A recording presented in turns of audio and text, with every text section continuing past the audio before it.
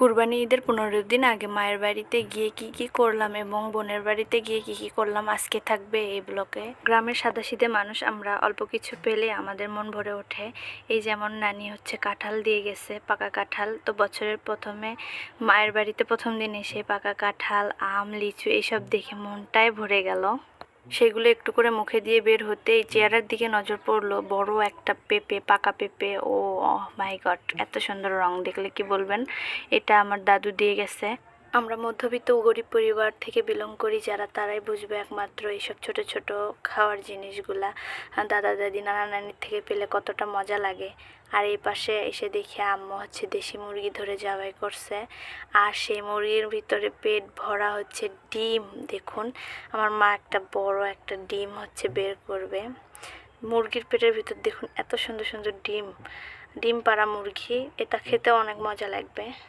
এইবার মায়ের বাড়িতে আসছি মূলত অনেকগুলো কাজে, সো একটা একটা করে কাজগুলো মেটাতে হবে। তো আমি বসে থেকে মায়ের মুরগি কোটা দেখছিলাম, আর মুরগি কোটা এইসব শেষ করে আমরা আজকে আর যেতে পারবো না, আজকে বিকেল হয়ে গেছে। আমরা পরের দিনে যাব বোনের বাসায়। আমি হচ্ছে কাপড় নিয়ে আসছিলাম, সেই কাপড়গুলো দিয়ে ম্যাক্সি তৈরি করব।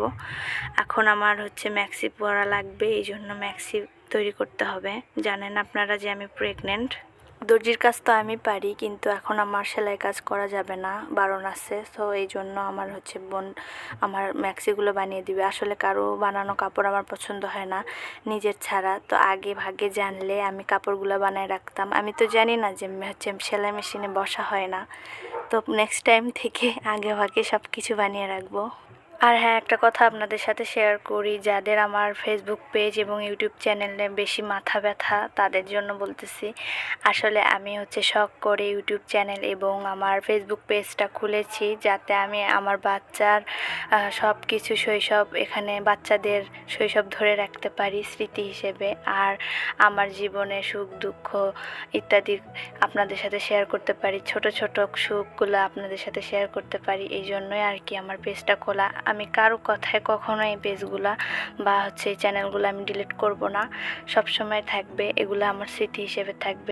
আল্লাহ যদি কখনো এখান থেকে ইনকাম করার তৌফিক দান করে, তখন সেটা কথা আলাদা, আমি অবশ্যই আমার পরিবারের পাশে দাঁড়াবো।